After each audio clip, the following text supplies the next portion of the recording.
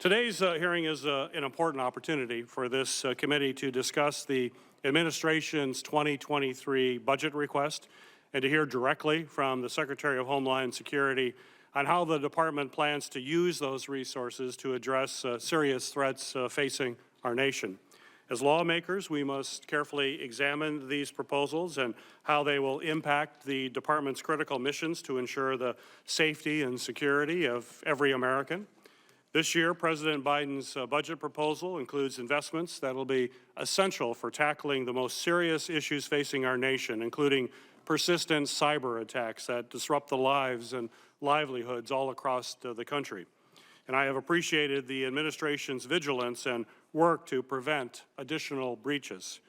But as we have seen in the attacks from like SolarWinds and JBS or the Colonial Pipeline, our foreign adversaries and cyber criminals will continue targeting our networks. We must be prepared for the Russian government and their proxies to continue these efforts in retaliation for our support of Ukraine. I'm also grateful that the President has signed into law a landmark provision that I wrote along with Ranking Member Portman to require critical infrastructure to report cyber attacks and ransomware payments to the federal government. But there certainly is more that we must do to enhance cybersecurity across the board, especially for the most frequent targets of ransomware attacks like retailers and our small businesses. At the same time, DHS must continue its vital work to protect the physical security of Americans, especially by addressing harmful violence that has caused countless communities across the nation to live in fear simply because of how they look or where they may worship. According to our national security agencies, domestic terrorism driven by white nationalist and anti-government ideologies continues to be the most serious threat facing American communities today. I look forward to continuing working with the administration to ensure that the government has the necessary tools, the resources, and the data to help prevent and fight back against these hateful ideologies while respecting the civil rights and the liberties of every American.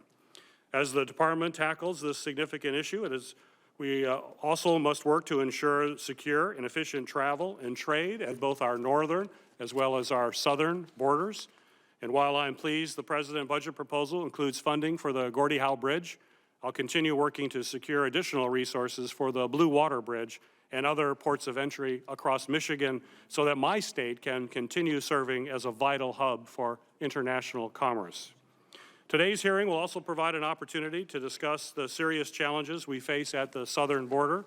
It is clear that once Title 42 is lifted, the administration must have a plan in place and the necessary resources to deter illegal border crossings and prevent deadly and illicit drugs from reaching our communities, while at the same time safely and efficiently processing a number of asylum seekers expected to arrive at the southern border. This is no easy task. It is a complex issue that requires a multifaceted approach to both secure our borders and to address the anticipated humanitarian challenges.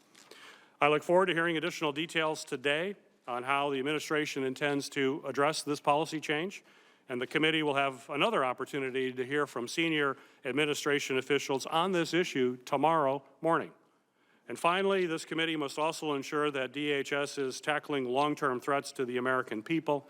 Natural disasters continue to cause death, destroy property and small businesses, and harm livelihoods.